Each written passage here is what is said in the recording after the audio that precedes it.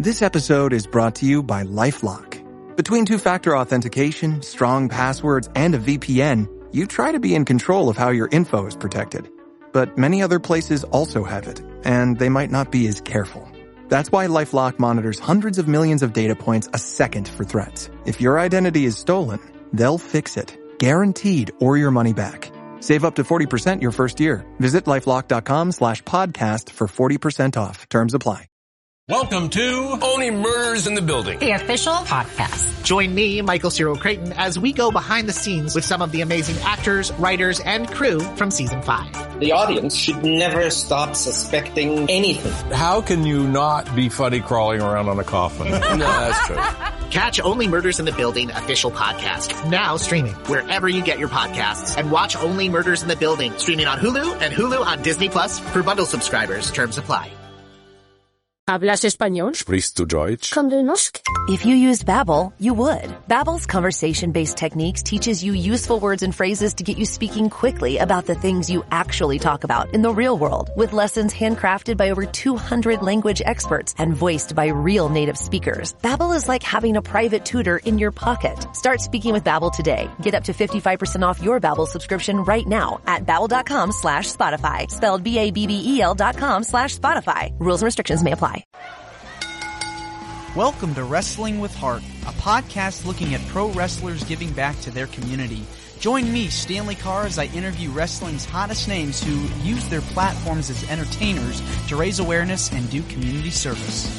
Hello and welcome to another edition of Wrestling with Heart. This is the show where we talk with professional wrestlers and professional wrestling personalities about their lives in and outside of the ring, as well as doing acts of charity work, community service, volunteering, and spreading positivity. We're always about the positive vibes here on the show.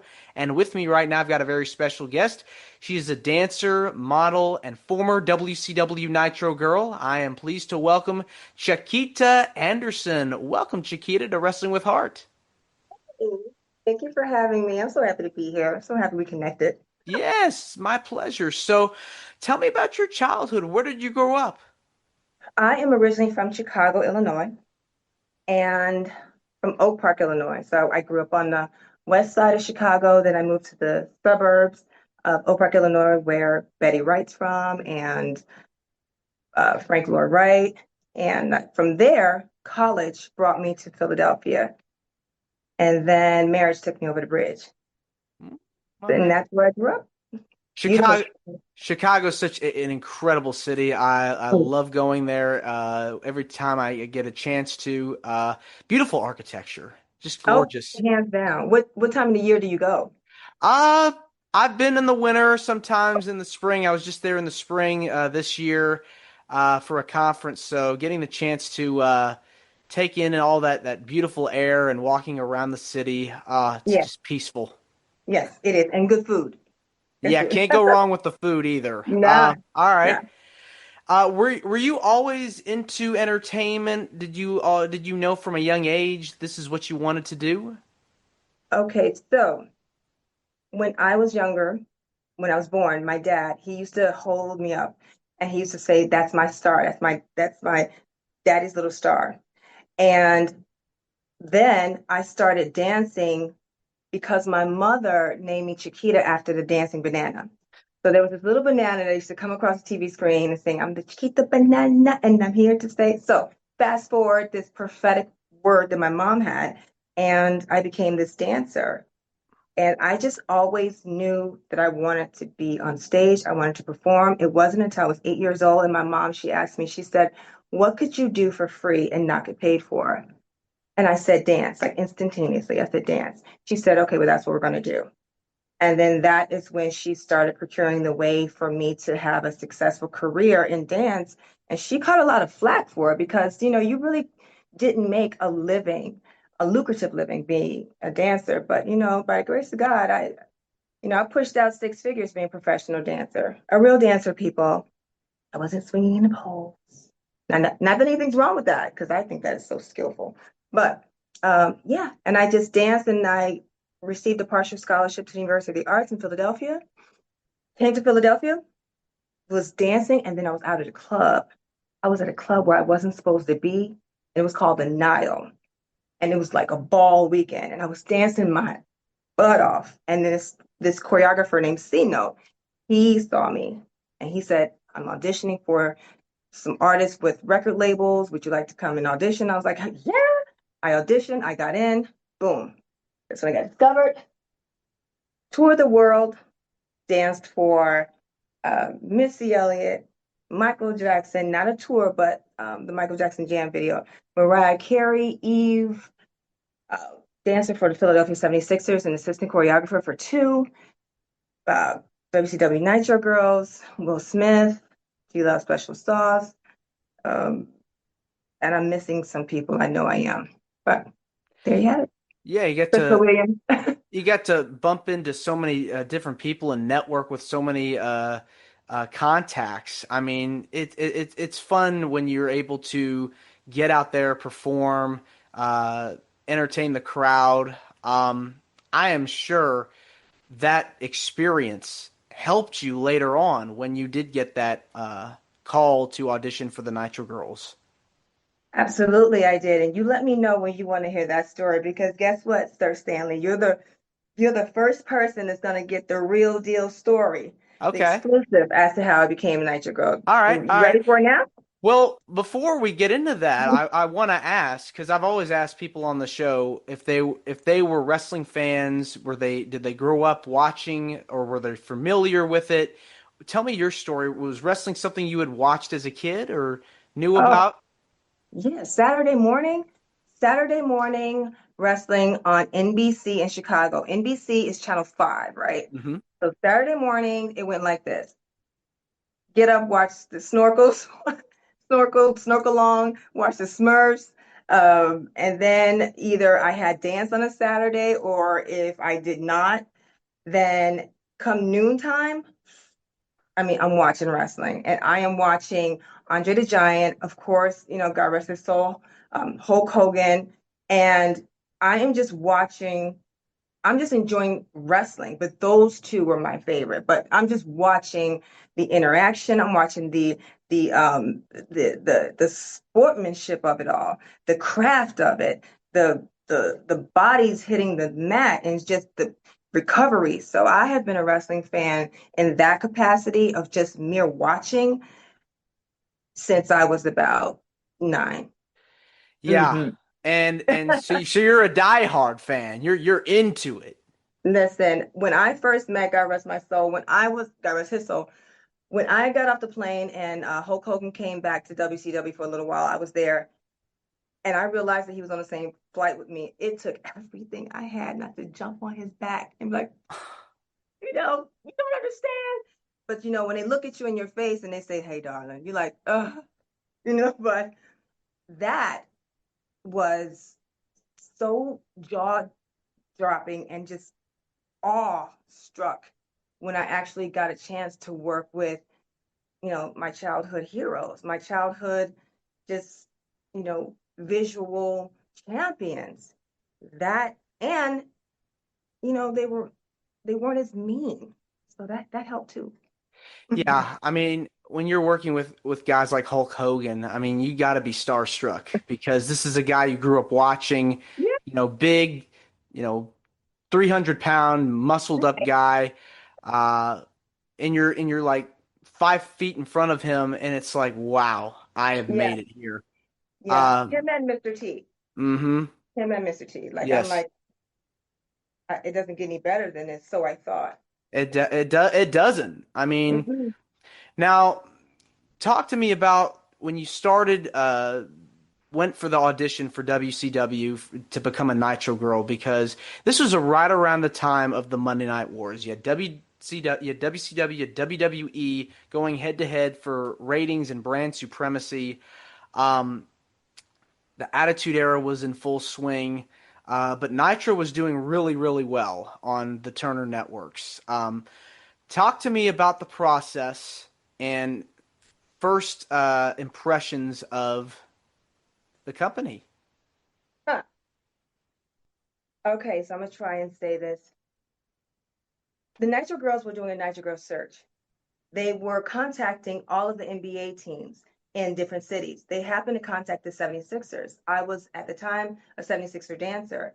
So Kim Page and Alto Gary, they contacted the Sixers. The Sixers then contacted my one of my best friends, Renee. She then hosted the whole entire Nitro Girl audition.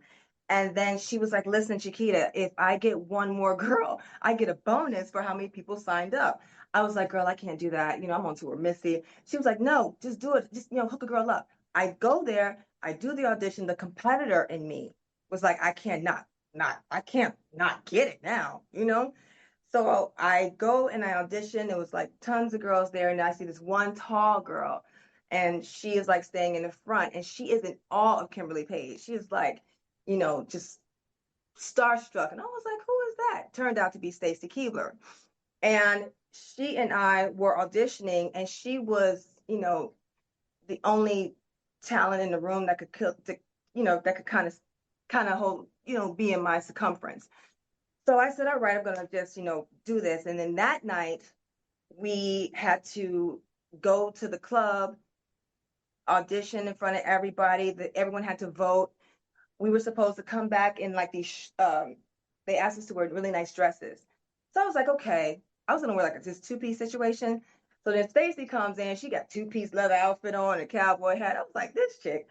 And they told us instantaneously that when you go out there, you're going to get a response. And I tell you, when we went out there, I remember Buff Bagwell, he was just very kind, and it was an immediate response. And then from there, I didn't get chosen that evening. And because the fans, they went crazy over Stacey, she's like, she's just different. But then Alto Gary called me later on to take Storm's Paisley, Charmel, to take her spot. And there you have it. Yeah, I mean, you go through the competition. I am sure they put you through the ringer with all these different drills. Any memories of the training process and any words of advice you got from your trainers when starting out with the Nitro Girls? Well, we had to learn how to maneuver in the ring. You have to learn how to walk in the ring. And I never thought about that. I'm just thinking that it's just normal to walk on this type of platform. But when you are in heels and your shorts are this big and you have to kick your leg up this high and there's fans that are screaming and you have to remember this, you have to face hard camera, all of these things come into play. And that's what you have to become trained on. So every Sunday we would have a massive rehearsal, the Nitro Girls, in the ring, learning how to get in there with the ropes. Let me tell you, I have a whole nother respect. I have a whole nother respect for just female wrestlers in general, because the ropes, the turnstile, the buckles, they hurt. And you want to learn different tricks. I had learned a couple of tricks or what have you, but just learning how to level yourself and then do those jumps while you're dancing and land on your feet, that was every week training. You never get used to that type of balance. And that taught me how to keep my core, keep my balance, look at the fans, know the rhythm of the song, engage with fans, and not fall. Shoot, you fall on any type of wrestling platform, they're going to get you. Yeah, it hurts. It really does. You have to be prepared for anything and everything. Yeah. Did you have like a favorite routine or any favorite moments that you got to do on television with the other girls? Ooh, okay. So my favorite piece was when Kid played the opening. We would come out and then they would play our music and we would, the DJ Rand would have the music playing. Love the opening. I absolutely loved, because we had these chaps that we would rip off, and I loved the cages. Like, I love being in the cages sometimes. That was really cool. And girls, obviously. But one of the best moments I had was when I was about to go on stage, the Nitro Girls. Goldberg was standing behind me, and I was like, "Stay with it, Chiquita. Stay with it. Stay with it. Stay with it." And then he comes into my ear and he says, "You see that camera?" I said, "Yes." He said, "They always had that camera right up your butt." He said, "It's a nice butt, but they always got the camera right up there in your butt. Tell them to put it on your face. Your face is pretty. You don't have to have the camera." And I was like, "Okay." And then he just, goes back and he just steps back. And I was like, how am I supposed to like really capture the audience after that? But it was just the way that he approached me. It was really cool. It was on some, we worked together, and I respect women. I respect your craft. But you're also, pretty, and let's get the face in there more so than the butt, because I was known for this like really intense booty shake. So they would always, get me on that. And that was just awesome. And I'm like, Bill Goldberg said that I was dope and that I was pretty and that you couldn't tell me nothing. Still to this day, you can't. It made Him your and Kevin day. Nash. Yeah. Yeah. Yeah, I mean, this was a period of time when wrestling was everywhere. Yeah. It was mainstream, and everywhere you went, you saw WWE, WCW, and got to work with so many people during your time there. Getting to work with some of the women. Who are some of your favorite people that you got to work with in the segments? And see that you don't have enough time. I really love God rest his soul. I really love Chuck. Not Chuck, but I love the I'm drawing a blank on his name because I could see his face. And he was partnered up with Chuck, and he passed away not too about Sean 4 O'Hare. Sean O'Hare, yes. Yes. I mean, he just a gentle giant and so nice. And they did an editorial and where he and I actually are in the shoot together. Just that, I don't know why I've drawn a blank on his name, because that was just that was horrible. And I really loved working when I got a chance to meet Midnight. I got a chance to meet with Medusa. She was hilariously funny. I liked working with her. I even really loved working with Daphne, God rest her soul. Daphne was great, and she was just gentle, and she was just, I came in there as a newbie, and when you come in as a newbie, you're expecting people not to help you out with costumes, not to help you out with anything. No, Tori to this day is my girl. And, Tori would say, here's an outfit, or I have something extra, or you look good, I mean, all of them were super dope. And Kevin Nash, I call him K Boogie, mad cool, Booker T, Steven, I mean, the cat and I would cuss out each other every single week. I mean, really, really cuss each other out in a loving way. And Ric Flair, I can't tell you how many kisses I got from that man. You know, how you doing, darling? But I mean, they were just cool. And Rey Mysterio and Conan, we had some road shows, some stuff, house shows to do. And my husband was like, "Oh man, y'all got to look out for my wife." And they were like, "Yo, we got her." You know how they, "Yo, we got her." And Conan was like, "Yo, we all good." Who be all them. So we did the house shows together, along with Vampiro, and they just had my back. I didn't have to drive. I didn't have to. They just were like brothers. And to understand wrestling from just sitting in the back and listening to them, and them understanding and respecting and loving their craft, I got a chance to really learn.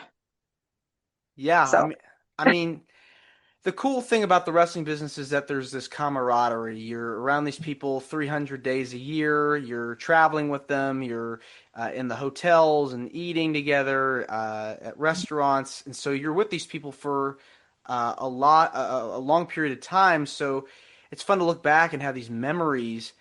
You still remember to this day. Did you ever think about transitioning from being a dancer to a wrestler? Was that something you thought about doing? I did when the day that Sean McMahon came to Panama, and he was like, "Everybody's gonna get a fair chance." And I had rollers in my hair and everything. I was like, "What is he talking about?"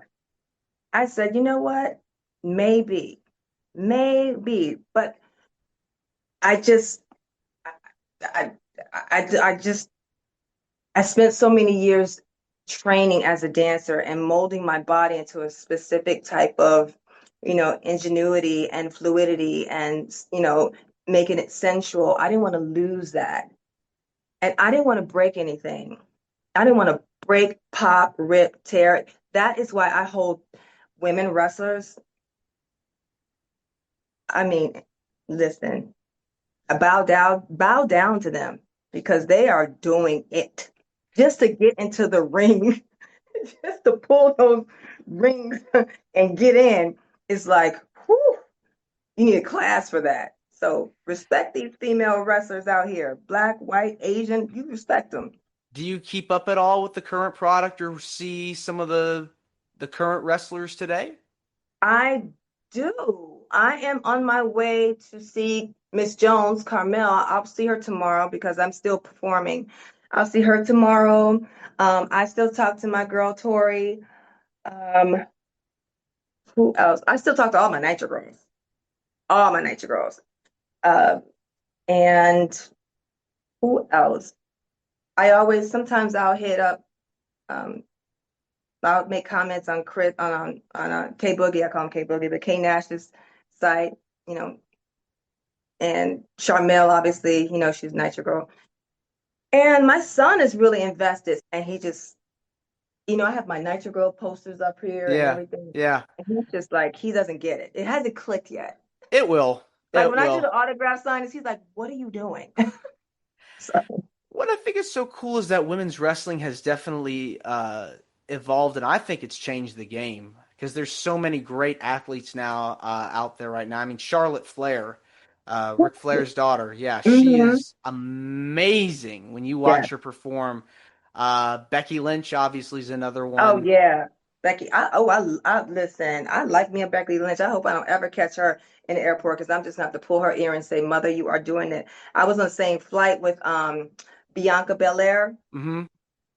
And my son, I thought he was going to pass all the way out. He ran from her because he was so excited, but, just he's like so built and so beautiful, you know, very nice, very approachable. So, yeah. Yeah. hmm They're doing extremely well. But I think it's so cool how you were part of that kind of era where you helped kind of pave the way for what we see today. And so it really is amazing to see how, you got your son invested and you're kind of, doing the signings and everything, kind of introducing, new generations of fans to your work. So how does that feel, being able to uh, go to these signings and see the fans and get some new ones out of it as well? You know what? I don't really get too many signings, but when I do, I take them very seriously because I know that my resume is insanely impressive. And I know that I am, I'm in these streets. I'm on the stage. I'm still working, and I just graduated from college. With a dance degree. Congratulations. Thank you. Welcome. So I am really appreciative. Like I may get a handful of fan mail or emails a year, and that's okay because I, in a room full of 50 people, how many people can raise their hand and say they have fans? I'm that one. And I don't take that lightly. And wrestling fans are loyal and they are true to it. My nephew Eric has been to every, you name it, he's been there. And it's cool to call my girls up that are still wrestling or call, I still talk to Alan Funk, Kiwi and Kat. And I'll say, like, my nephew's down there. Can you show him a little love? And they will show him love. And to me, that speaks volumes. I mean, and also, even in wrestling, you experience some of the racism. And that I have I personally haven't experienced. I did experience it, in the United States one huge time, but mostly out of the country, uh, in Trinidad. But but that's when you just say, you know what? It's about the sport. you have to take that, learn from it, and everybody's not good. Everybody's not going to like you. Everybody's not going to respond to you, and that's okay. You know what I mean? That's all right. So Outside of dance, do you have anything like your go-tos for like, you know, when you're like in a down period or in, you know, you're upset or you're sad, you know, things like you're trying to overcome, you uh, know. I'm a very spiritual person, and I don't like to, and because I'm learning now, Stanley, how much of an impact I have had, and will continue to have on today's youth as far as being performers. It never dawned on me until recently that that is the purpose. That this is just the platform, the dancing, the performing, the management company, the inventor, all of that, the student, that is just the platform. That is what is given to me. Those are things that I'm great at to really fulfill my purpose.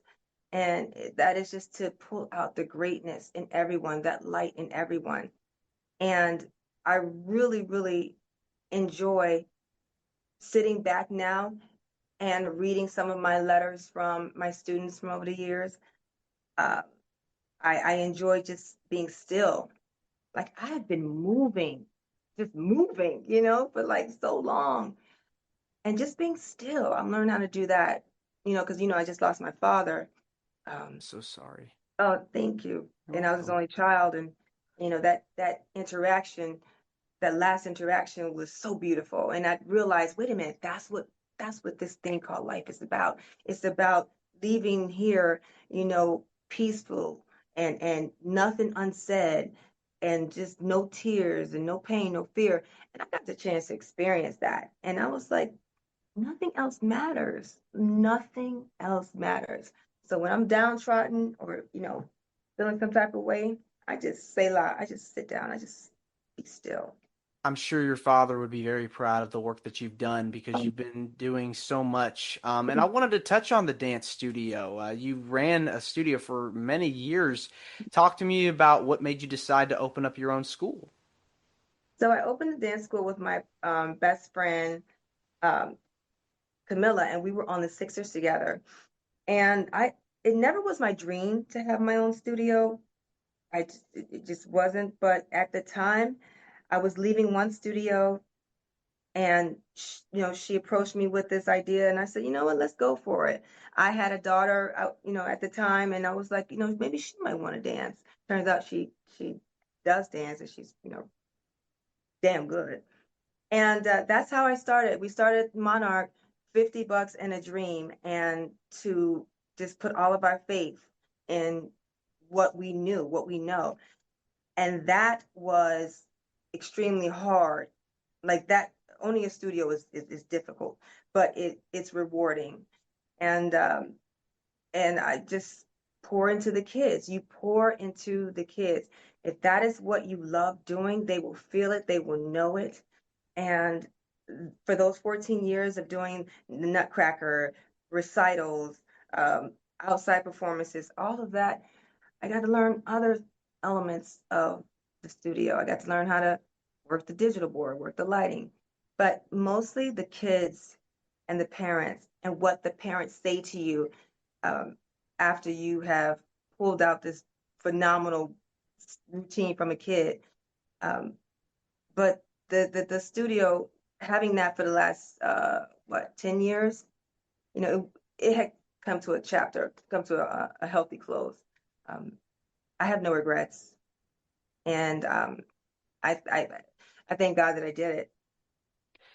And I'm sure you had a lot of favorite parts, as you mentioned. You know, you got to see things from a whole nother perspective as well by doing stuff out off stage as well. But did you have like something what was like your favorite part about running the studio? My favorite part was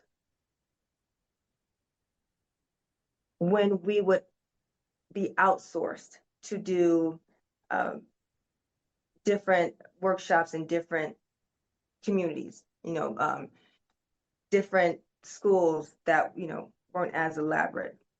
and having to go into these places where you're teaching teens and they don't even want to, half of them don't even want to be in school. But I have to find a way to teach them a routine in 16 hours when you break it down.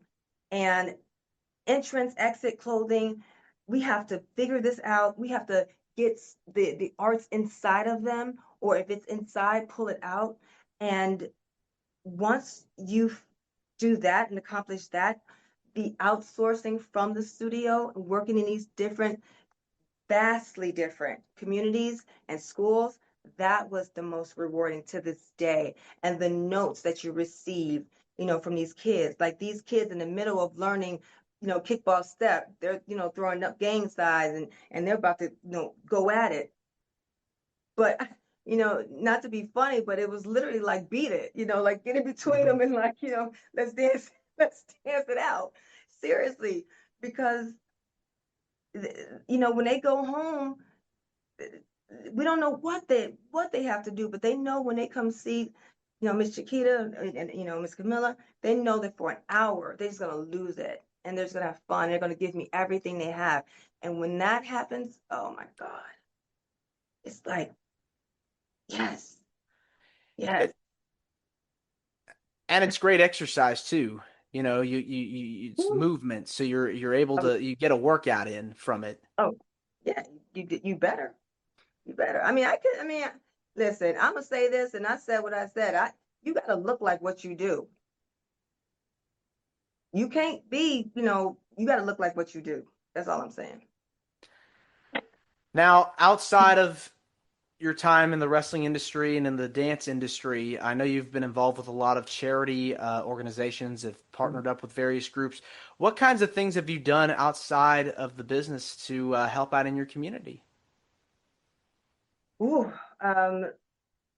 hosting free workshops for mothers and children.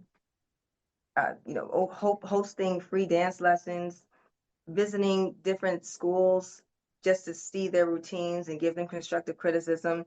Because when you do what I do, you have a rate. This is your job.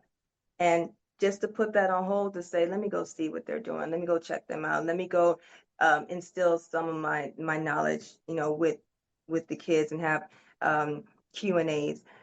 Also, with the charities, with the different schools, as far as the high schools are concerned, that was really big. Instilling the dance with those communities. In addition to not just one specific charity, but my own personal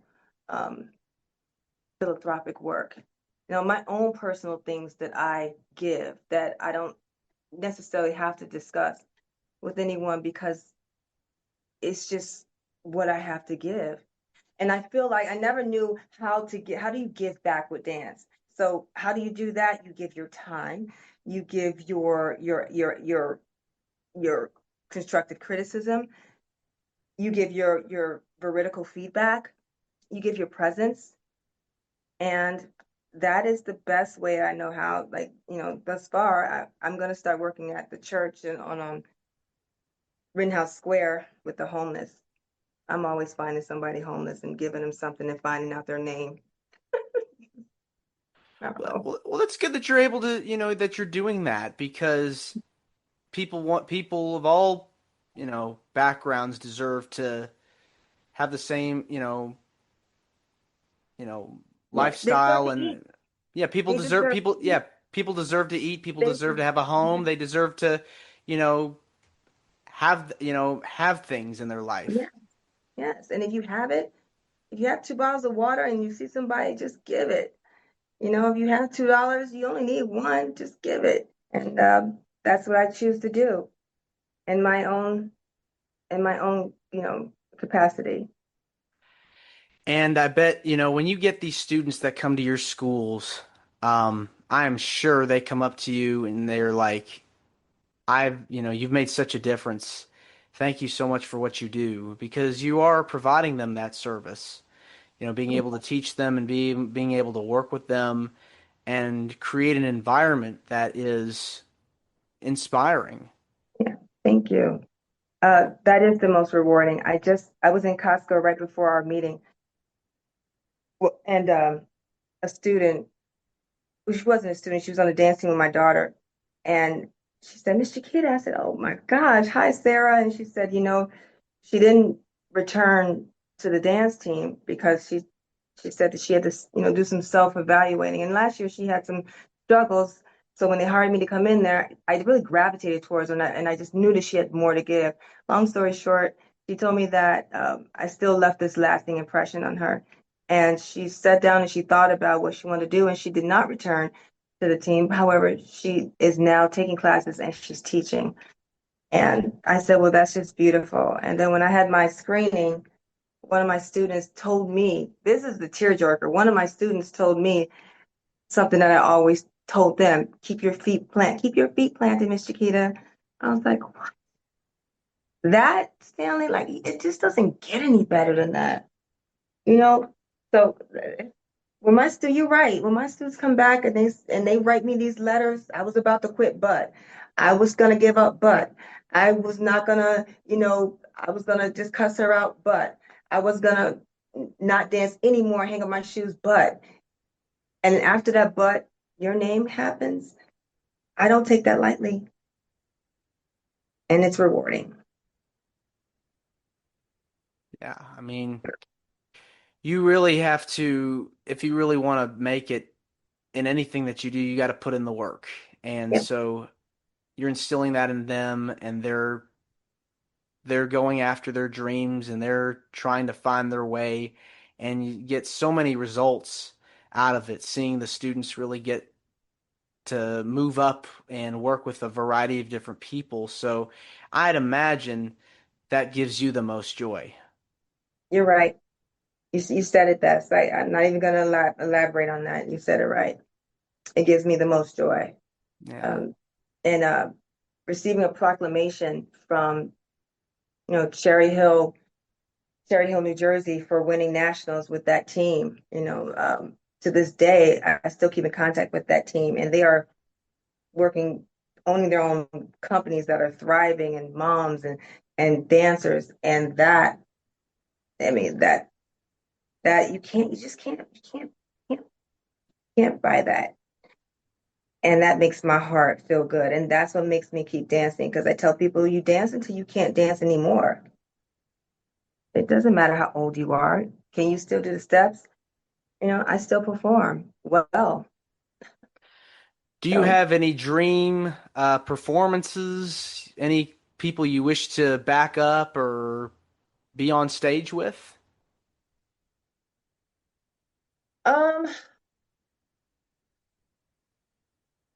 Just Janet. I wrote my goal list out when I was 16, and I obtained all of those goals. It was Michael Jackson. It was Janet. It was naming lights. It was sign my autograph. I used to practice my autograph since I was 8. So everything, travel the world. So I did all of that by the grace of God. But just let me be on the stage with Janet, just for like 2 songs, and then I would love to do one more set with Missy. I would love to do one more set with Missy Elliott. And I just went to the Chris Brown concert. I just want to go to another concert. I don't necessarily want to dance, but yeah. So Janet and Missy. All right. Let's see if hopefully that'll happen. Oh, yeah. Listen, if I put it out there, it will. Yeah. It definitely will. One way or another. That's right. And when it does, I'm gonna let you know. Yeah, and we'll do another interview, part 2. No, better. No, you come to the concert. Yeah. I'll be there for sure. You heard it here. Well, Chiquita, this is wonderful getting the chance to speak with you. I want to say thank you for coming on to Wrestling with Heart. It means a lot to me and to my listeners and viewers that are watching this on YouTube. Where can people find out more about you and all the cool things you're doing? Oh, wonderful. My Instagram, Chiquita_still moves, and my Facebook page, Chiquita Anderson. I'm revamping my website. so that you can see where I'm going to be. Right now I'm creative director for recording artist Christopher Williams. So if you see his name, chances are you will see me perform and see my work. Yeah, and that's enough, right? Yeah. People get to see your really amazing resume of all the people you've worked with and will continue to work with. So check it out. This is so awesome. Chiquita, thanks again, and you're more than welcome to come back. Oh, thank you. Thank you for having me again. I'm so happy the universe got us together. Absolutely. All right, take care. Take care. Bye-bye. This is Wrestling with Heart. I hope you found this podcast to be informative and entertaining. If you did, please hit the subscribe button and look out for the next edition.